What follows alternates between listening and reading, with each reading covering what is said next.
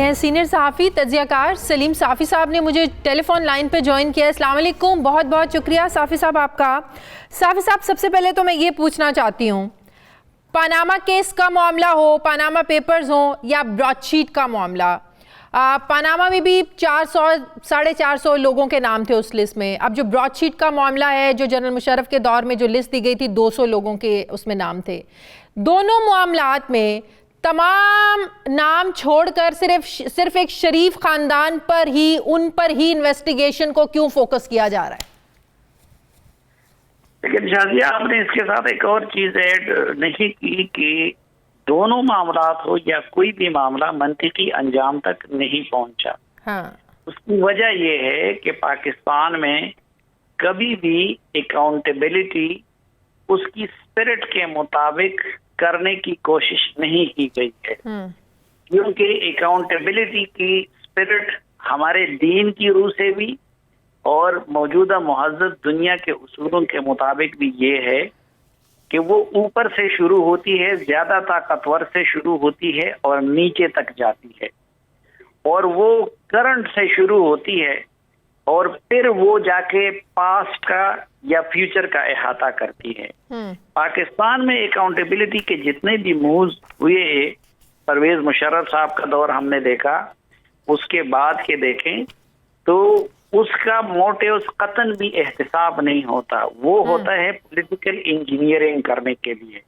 مثلا اس وقت نواز شریف وغیرہ اور پیپلز پارٹی کو سیدھا کرنے کے لیے اور مسلم لیگ قاب بنانے کے لیے اکاؤنٹیبلٹی کو اور اس پروسیس کو استعمال کیا گیا, اور اس کی گواہیاں خود نیب کے سابق چیئرمین بھی دے چکے ہیں, جنرل امجد ہو یا باقی لوگ ہوں. موجودہ دور میں بھی اکاؤنٹیبلٹی کو صرف اور صرف وہ استعمال کیا جا رہا ہے. یہ بات ٹھیک ہے, لیکن یہ بات اس سے الگ ہے. ہم یہ نہیں کہہ سکتے کہ اس ملک میں کرپشن نہیں ہوئی یا اس ملک کو لوٹا نہیں گیا یا یہاں منی لانڈرنگ نہیں ہوئی, یہ ہم نہیں کہہ سکتے. دیکھیں, یہ بات اپنی جگہ پہ درست ہے کہ اس ملک میں نواز شریف صاحب بھی اپنے آپ کو معصوم ثابت نہیں کر سکے ہیں, اس ملک میں زرداری صاحب بھی اپنے آپ کو معصوم ثابت نہیں کر سکے ہیں, اس ملک میں مشرف صاحب بھی اپنے آپ کو معصوم ثابت نہیں کر سکے ہیں, اس ملک میں عمران خان صاحب بھی اپنا حساب دینے کو تیار نہیں ہے, پارٹی برننگ کے حساب کے سامنے ہیں. پھر یہ بھی ہم نے دیکھا ہے کہ پیپلز پارٹی والا ہو یا نون لیگ والا ہو, وہ اس وقت اگر مسلم لیگ قاف میں چلا جاتا تو وہ پھر پوتر بن جاتا. آج کل وہ اگر وہ پی ٹی آئی میں آ جائے یا اس کا اتحادی بن جائے تو وہ پوتر بن جاتا ہے.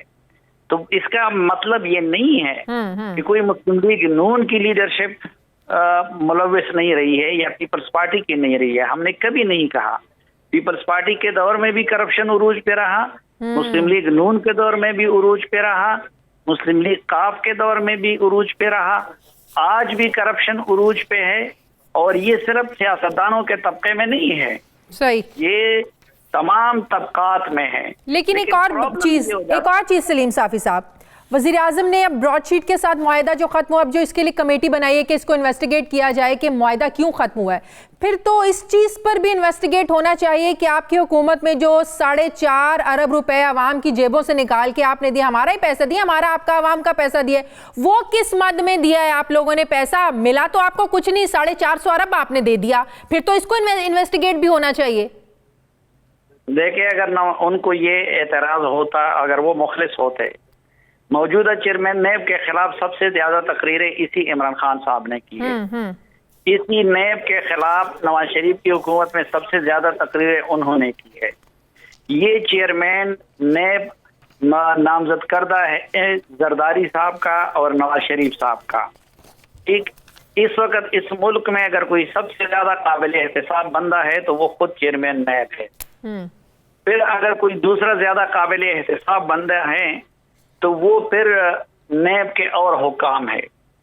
کیا عمران خان صاحب نے ان کا محاسبہ ہونے کی اجازت دے دی؟ کمیٹی بنانا تو دور کی بات ہے. آپ کو پتا ہے نا کہ جب ان سے متعلق جاوید چودھری کے کالم اور وہ ساری چیزیں آ گئی تھی تو جوڈیشل انکوائری ہونی چاہیے تھی نا, وہ اس حکومت نے دبا دی کہ نہیں دبا دی. پھر اگر انہوں نے کمیٹی بنانی ہوتی تو پھر اپنی پارٹی فنڈنگ کیس کے لیے بنا دینا. پھر ذرا جو ہے BRT کے لیے بھی کریں. اچھا پھر اس حکومت کی تو اس سے پہلے ہم 200 کمیٹیاں وہ کر چکے ہیں. وہ جو پازیٹیو کام ہے وہ بیوروکریسی کی اصلاح کے لیے جو کمیٹی بنائی تھی اس کا کیا ہوا؟ اسی اسلام آباد میں طاہر داوڑ وہ غائب ہو گئے تھے، آپ کو یاد ہے؟ اس کے لیے کمیٹی بنی تھی نا. بالکل. آج کتنے مہینے کمیٹی تو اس چیز کے لیے بھی بنی تھی کہ پچھلی 10 سال پہلے جو قرضے لیے گئے وہ کہاں گئے، کس نے استعمال کیے، اس کا بھی کچھ نہیں بنا. قرضوں کی کمیٹی کا کیا ہوا؟ اجمل وزیر کا کیس آیا تھا، ان کے خود اپنے وزیر اعلیٰ نے کمیٹی بنا دی بیوروکریٹس کی، کوئی جوڈیشن نہیں تھی. کہا گیا تھا 1 مہینے میں رپورٹ دیں گے، 3-4 مہینے ہو گئے، وہ رپورٹ کیوں سامنے نہیں آ رہی ہے؟ بالکل کہ وہ معصوم ہے یا کہ گناہگار ہے؟ تو براڈ شیٹ کی پٹاری میں سے کچھ نکلے گا؟ دیکھیں عمران خان صاحب اس وقت جو ایک ماضی میں ان کے بڑے استاد بھی رہے ہیں، ہمارے بھی استاد ہیں، ہارون رشید صاحب ایک فقرہ کہا کرتے ہیں کہ زندگی دوسروں کی خامیوں پہ نہیں اپنی خوبیوں پہ جینا چاہیے.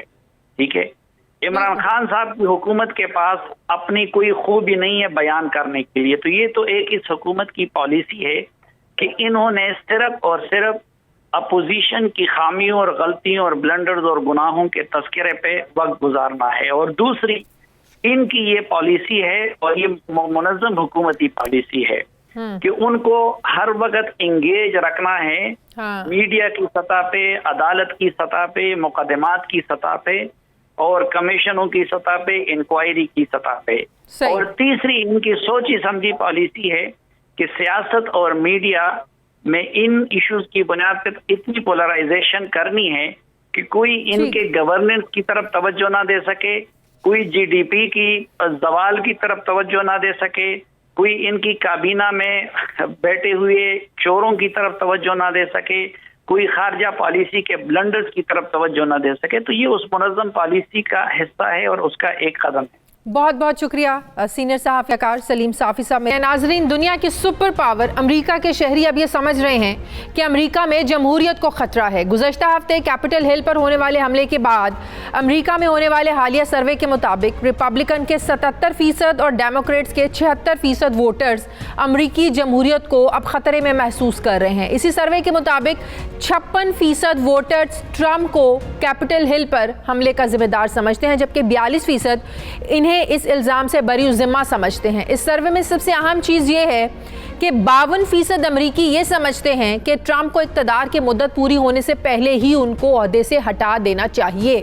اس سروے سے یہ ظاہر ہوتا ہے کہ امریکی عوام اقتدار کی منتقلی کے حوالے سے کافی پریشان اور تشویش میں مبتلا ہیں.